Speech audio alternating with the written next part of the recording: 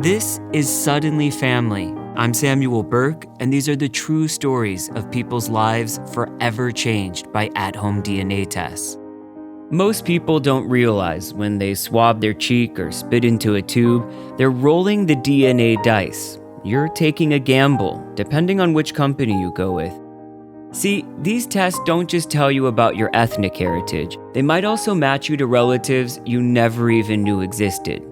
If, unbeknownst to you, a relative is out there looking for you and they've tested with a site like 23andMe, but you've taken Ancestry.com's DNA test, there won't be a match. You'll never know you had another family member out there.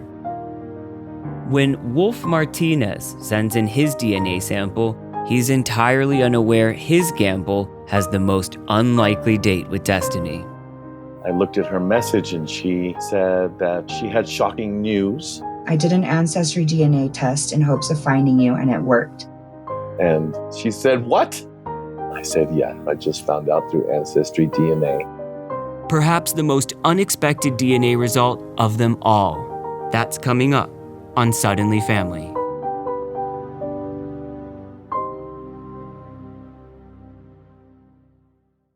If you're listening to this podcast, that means you appreciate investigative storytelling. What if you had the chance to investigate and share important stories? Whether you want to dive into a new career in journalism or start your own investigative podcast, the Cronkite School of Journalism and Mass Communication at Arizona State University offers a variety of graduate programs just for you. My first step was visiting cronkite.asu.edu, where you can explore the master's degrees in investigative journalism, mass communication, and sports journalism. Now, back to Suddenly Family. So, where does the name Wolf come from? Wolf is a name that was given to me by one of my spiritual elders in the traditions of my indigenous ancestors. And it's a name that has stuck with me, for more than 20 years now. Do you ever go by your birth name, or is that a lifetime away now? No, it's more just like a legal name. Very few people use that name. Even my mom, she calls me Wolf, and I don't even think she uses my birth name when she's mad. Tell me a little bit about your childhood. What was life like for you growing up? I was born and raised in Denver, Colorado. I'm the oldest of 3 kids. Was raised Hispanic and going to Catholic church. The first part of my upbringing was in a neighborhood that was really mixed, Hispanic and Anglo. And then at the age of 13, we moved to the suburbs, and that was a little harder. It was a predominantly upper middle class white neighborhood, and I experienced a lot of racism in that environment. And Wolf, you've shared very publicly about your substance abuse really beginning in your teenage years. So take me back to this time in your life where you're using drugs and alcohol. Of course, I was grappling with my identity and my sexuality, and then this is in the late 70s, early 80s.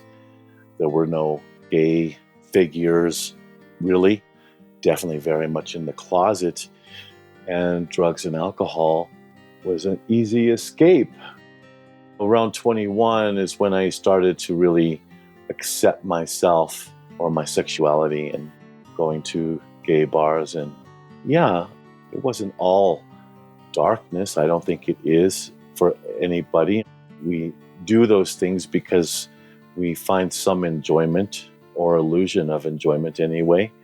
And I definitely had some good times that I can look back on, but for the most part, it was a very insecure and dark time in my life. Those dark times last well over a decade until Wolf is nearly 30 years old. In 1993, he's crashing toward rock bottom when Wolf's invited to a Native American spiritual retreat, healing ceremonies with a native elder and medicine man. 4 days of talking circles, sweat lodges, and traditional teachings. I had already decided to end my life prior to being invited to that gathering. So that was part of the desperation to go to that gathering. Was I had lost my will to live. There was a 4-day gathering held in upstate New York by an elder by the name of Grandfather Albert Ward. And it was the first medicine man that I would meet. And upon going, they asked that I be drug and alcohol free for 4 days to go. And I hadn't been sober for 4 days in 15 years. Every part of my being knew I had to go.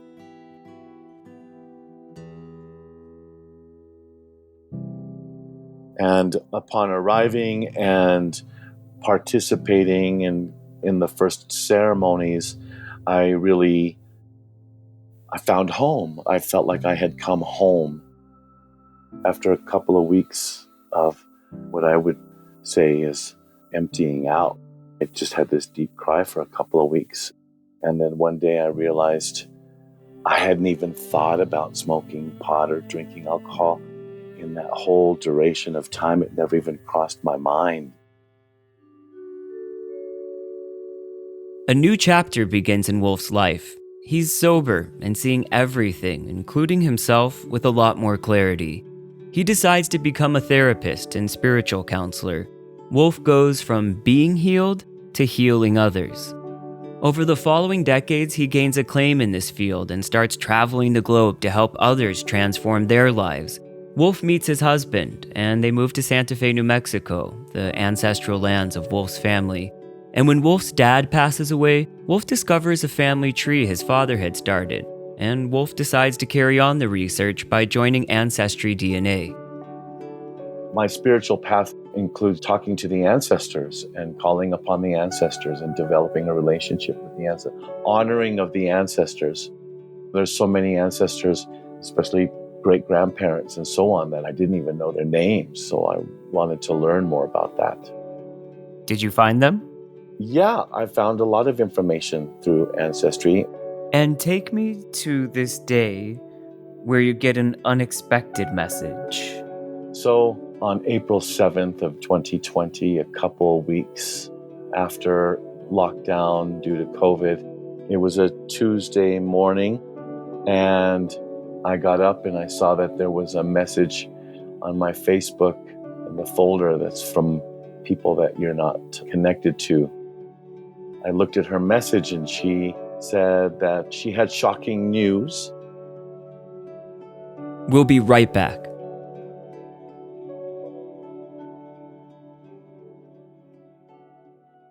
Podcasts shed light on stories that otherwise may not be told. What if you could be that voice for someone? Well, you can. The Cronkite School of Journalism and Mass Communication at Arizona State University allows you to do just that. Become an investigative journalist, a strategic communicator in the media field, or a thought leader in the world of sports. Do what I did. Visit cronkite.asu.edu to learn more about their graduate degrees. Who will you become at the Cronkite School? Now, back to Suddenly Family. I went to this folder, and there was a message from this young woman by the name of Alexandra Lovett. And she was very, very stunningly beautiful young woman, but again, we didn't have any friends in common. I didn't know how I would possibly know her or why she was messaging me, but I looked at her message and she said that she had shocking news, and that through an Ancestry DNA match, we had a parent-child match, that her mother and I had met in 1986, and it was a very drunken one-night stand. She didn't know anything but my first name at the time, which was Greg. And Alexandra said she had been looking for me her whole life, that she was an adult and didn't need anything from me, just to know who her dad is. And she also said, I understand this is life-changing and shocking, and you had no idea of my existence. You might need a few days to process, but I do hope you decide to get in touch with me. I just want to know you. What goes through your mind in that moment? Confused and disbelief. I hadn't had a full cup of coffee yet. It was first thing in the morning. I was still kind of wiping some sleep from my eyes, I think. And I thought, what? What is this girl saying? What is she saying to me? And I have read it again. And upon reading it a second time, I still was like, is she saying that she's my, wait, I got to read that. And I read it a third time, and I read it a fourth time. And it wasn't until the fourth time that it clicked that she had referred to Ancestry DNA. And I went to my Ancestry DNA test, and sure enough, there was her name at the very top of my page. It said, Alexandra Lovett, parent, child, match. I was in disbelief, and I was clicking around, trying to figure out if there was some mistake or how could that possibly be. Being a gay man, I had some encounters with women when I was young, but not a whole lot. She did say 1986, and I knew that was a time in my life. I was 22, and I was a little messy in those years. I was clicking around on that page, and I came to a part that said, parent-child match probability 100%. And when I saw that, it hit me. And I thought, oh my God. Well, I immediately went back to my Facebook after yelling out, screaming out to my husband, who was in the other room, and showed him what I was looking at on Ancestry. And he was just thrilled as can be. He was just so excited. He's like, oh my God, you're a dad, you're a father.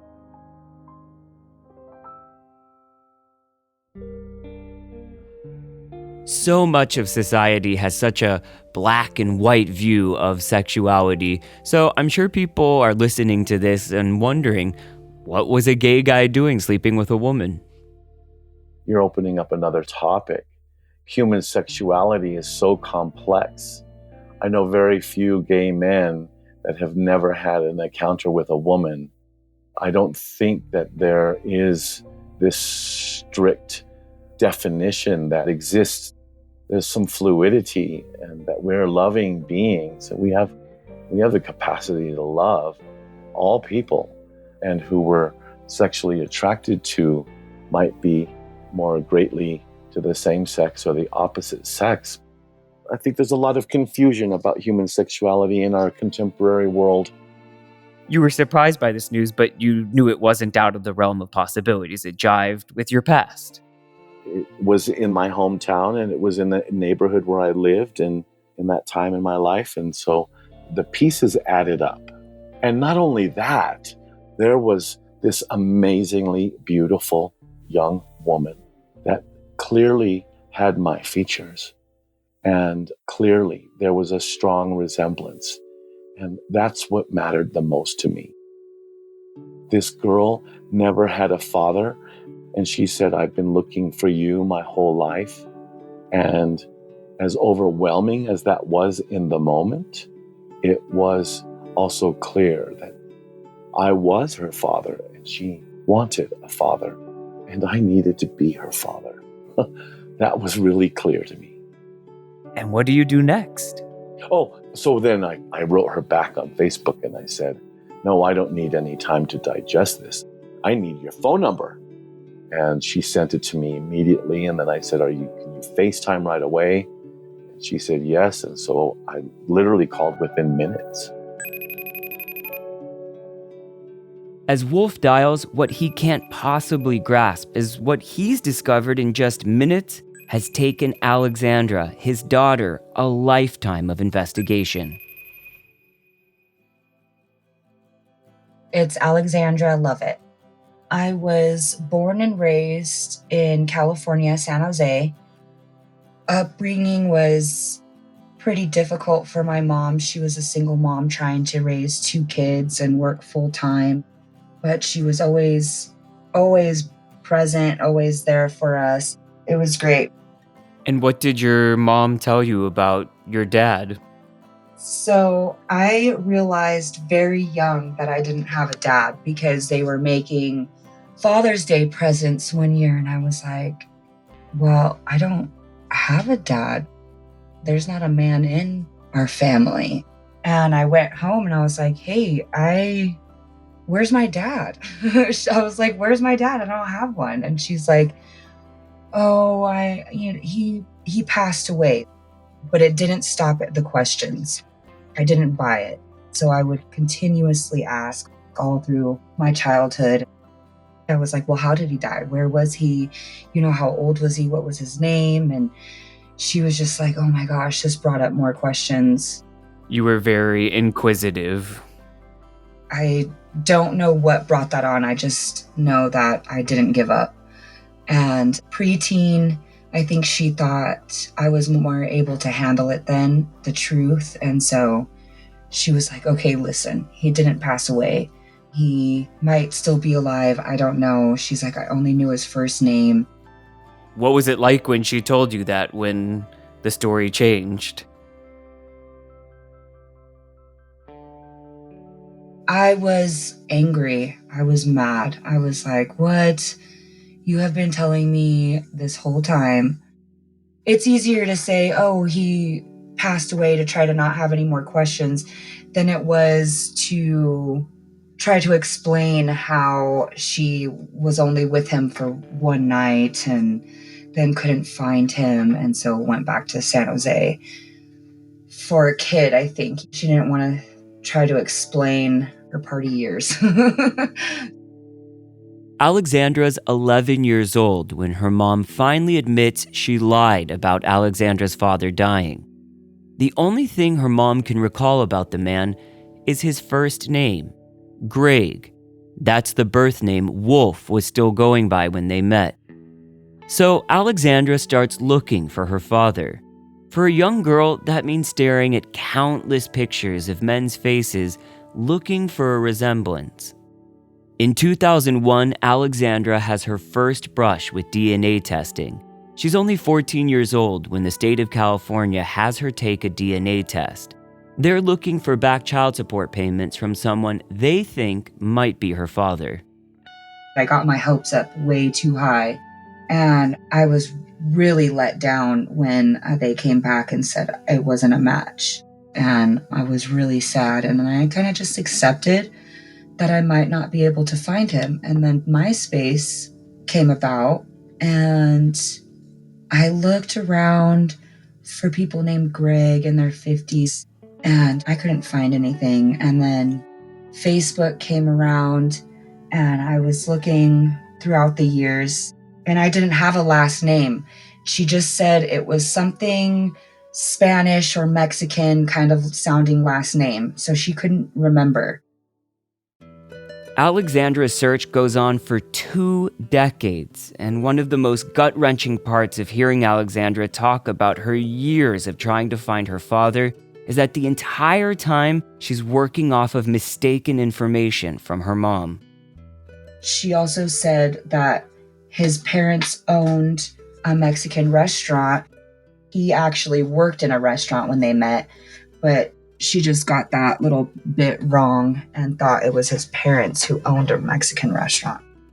I just did random internet searches. I would look up old Mexican restaurants in Denver and then look at the owners, if they had pictures of the owners, or I would look through reviews. Like, I can't even tell you how many restaurants I looked up and how many leads I followed through just that alone. And obviously all of them were dead ends, because that was not even a fact that wasn't a part of him. So they were all dead ends. Nothing but dead ends for 20 years. So once again, Alexandra's drawn back to DNA testing. In 2018, she takes the now-defunct National Geographic DNA test. By this time, she's almost 30 years old. And the question burning inside of Alexandra as she waits for the results, will this test give her even a small lead to eventually find her father? No. Told me I was related to Marie Antoinette and like King Henry or something and Abraham Lincoln. And I'm like, how much of this is a story? And how useful is this to me in my everyday life? Yeah. And for a while, I just gave up. I was just like, it's okay. I'm fine. The way I grew up, my mom has been a great mom and dad to me. So I'm just going to move on and let it go, and I'll be fine. And then this year, one of my best friends, Brandy, she took the Ancestry DNA test, and she said, oh my God, Alex, It is crazy how many family members I have that I didn't know about. I found all these people. And then I just was like, oh my God, I need to do it. I need to do it. I was like, Brandy, I think I could find my dad now. And it got here late March, and then the results came early April. Were you on pins and needles waiting for the results after you took the test? Every day I checked the status. Every day. Where is it at now? I was on lunch on April 6th when I finally got the results. So I'm sitting there just minding my own business, eating lunch, and then all of a sudden it says I got a text message and an email at the same time saying my results are in. You've been linked to family members. Check out your results. And I click it and it just is spinning. It's like a dead zone of internet in my break room at work. And I'm like, oh my gosh. So I inhale my food as fast as I can. I'm like, I gotta get outside. So I clicked on it, and Samuel, it was crazy. I saw first and foremost, it says, new results, parent-child match, 100%.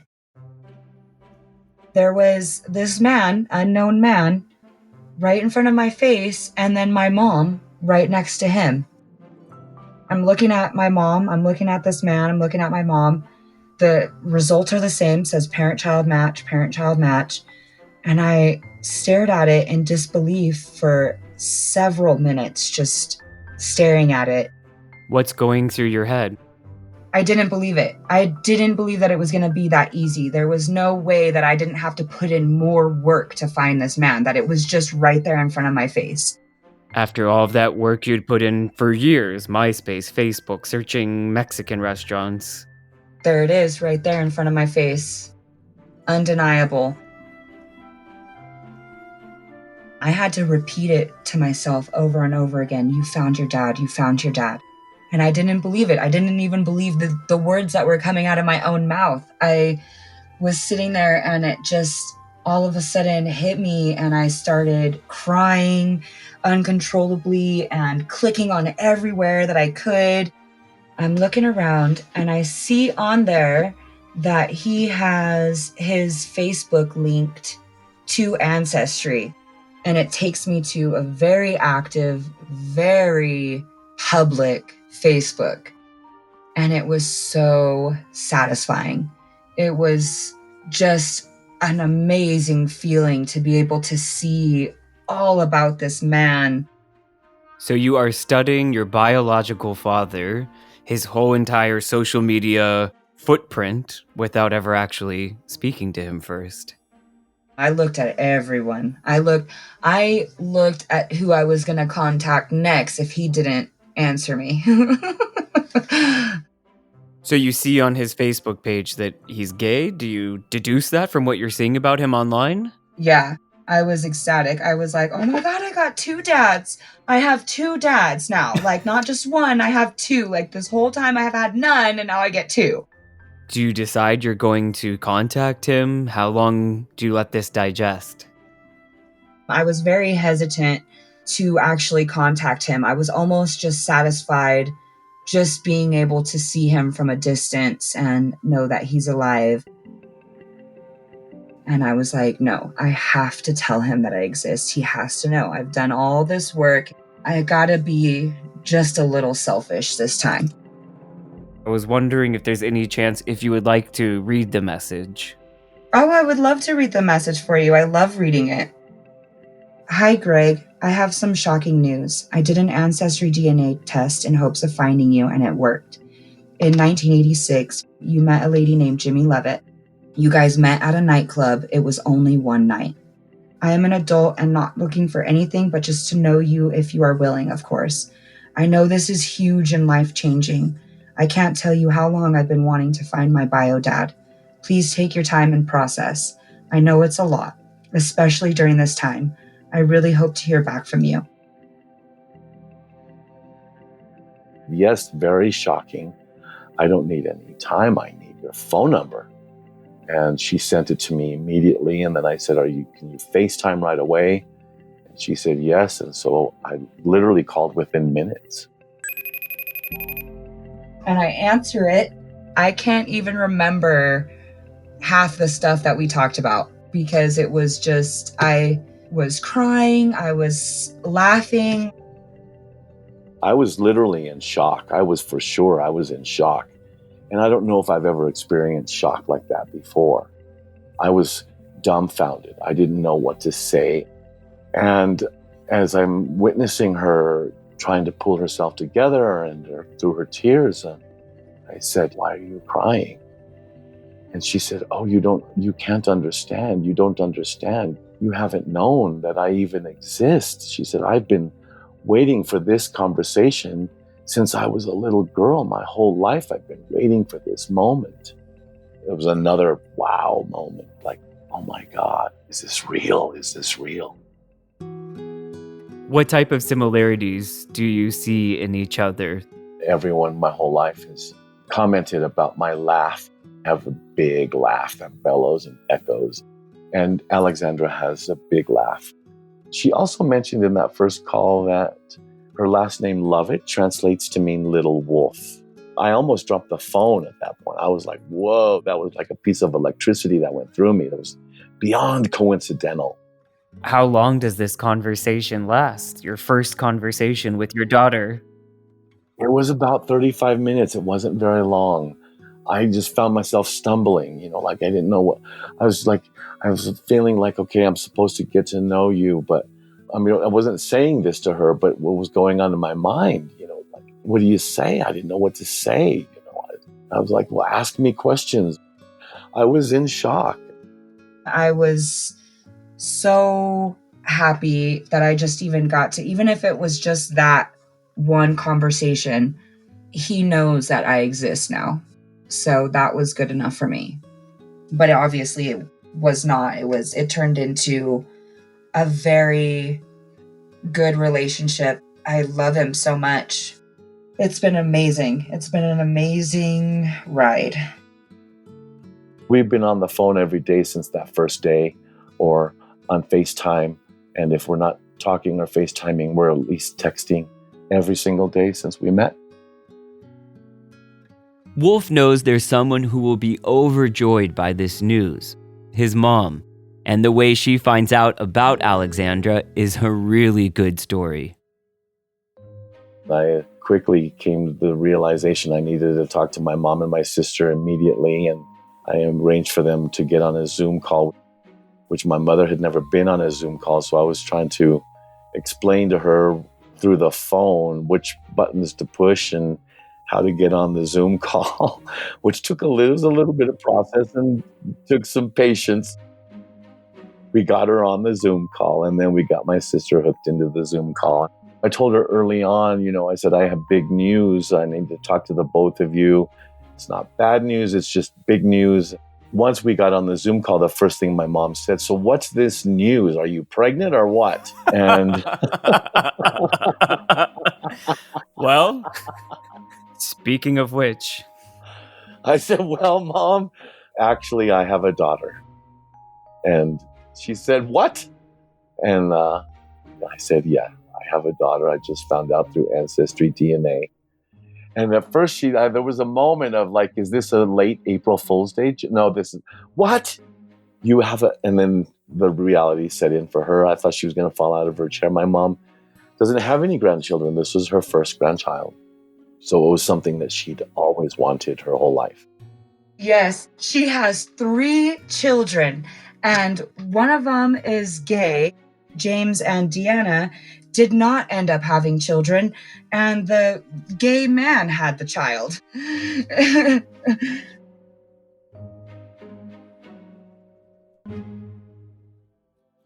it's incredible to think how this new family relationship is budding, all during the coronavirus lockdown. While so many families are being kept apart, a father and daughter are coming together, getting to know each other through calls, texts, and FaceTime. Alexandra in Klamath Falls, Oregon, and Wolf, all that distance away in Santa Fe, New Mexico. So I'm curious to know how their relationship begins to develop. We just had to meet. And so she came out, and we had such an amazing, beautiful, beautiful week together that week. We drove up to Denver so that she could meet her grandmother, my mom, and my sister, her auntie, and my cousins. And my whole family has accepted in open arms, embraced her and welcomed her into the family and showered her with gifts. And yeah, it's been amazing. Wolf's been taking time for himself and his family to get to know Alexandra before he shares anything on social media. After their first in-person visit, Wolf posts photos of them together on Facebook and Instagram. Beaming doesn't even begin to describe how father and daughter look side by side, embracing each other in these photos. You'd never have any idea these two only recently met. Wolf, as you were learning all of this news, what did you want to do? Did you want to be a father figure? Did you think that would be too quick? What type of approach are you using to build a relationship with the daughter that you had never known? That's a good question. When it came to the realization that I am her father, how do I approach this? I didn't want to be fathering. I didn't want to be the typical dad. No. I didn't want to do that, and I didn't even have the faintest idea how to do that. I just wanted to know this beautiful girl, and if there's anything I could do to support her or encourage her or nurture her, yeah, I'll do. I have a lot of experience doing that, and that's what I do. We are past this time. He does not have to be a parent to a 33-year-old woman. I have lived my life. I'm established. I'm my own person. What he could do just to teach me who he is or let me learn who he is. It's such a simple but profound way to put it. Yeah, that's all I want, is just to know him. What do you think your relationship will be like moving forward? Do you think that this is how it's going to be? You'll be FaceTiming, you'll see each other every few months. Is there some type of sketch you have in your mind? So I'm moving there. Wow, I didn't know that. I'm going to move to Santa Fe. He said while I was down there visiting, he was telling me all about Santa Fe, and he said, where my ancestors, and then he looked at me and he said, where our ancestors are from. When I went, Samuel, my heart just sang. I was like, I love this place. It's just gorgeous.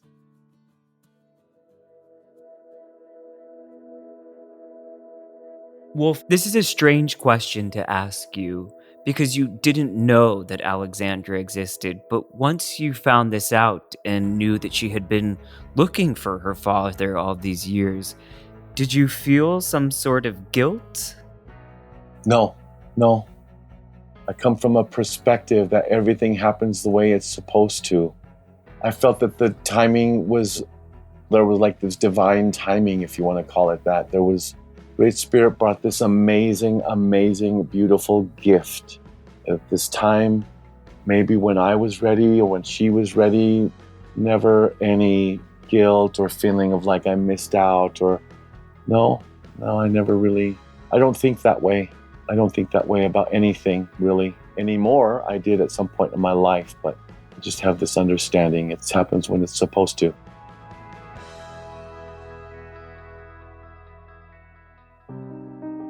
On the next episode, my small Jewish family makes a big Mormon discovery. I was shocked. I was expecting to come up Ashkenazi Jewish. Holy smokes. They've got to be half-brothers. I was a bit heartbroken. And I know my brother was too. That's on the following edition of Suddenly Family, a production of CNN Philippines and Loomis Productions. Our editors are Lori Burke, Elizabeth Joseph, and Elaine Lee. Sound engineer, Levi Mercurio. Executive producer, Michelle Ancheta. Executive consultant, Army Harin Bennett. This show is created, written, and hosted by me. I'm Samuel Burke.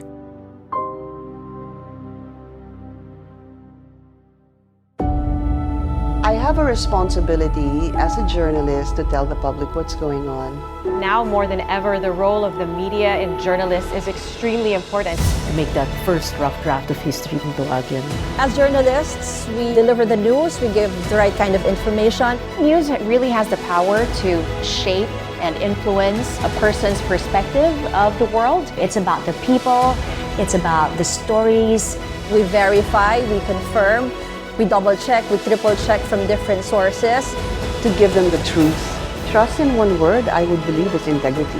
You can't force trust, you have to earn it. People can't trust me if they know that I don't know what I'm talking about. It can be very challenging, but it's very, very fulfilling.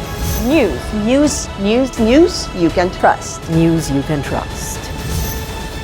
This is CNN Philippines.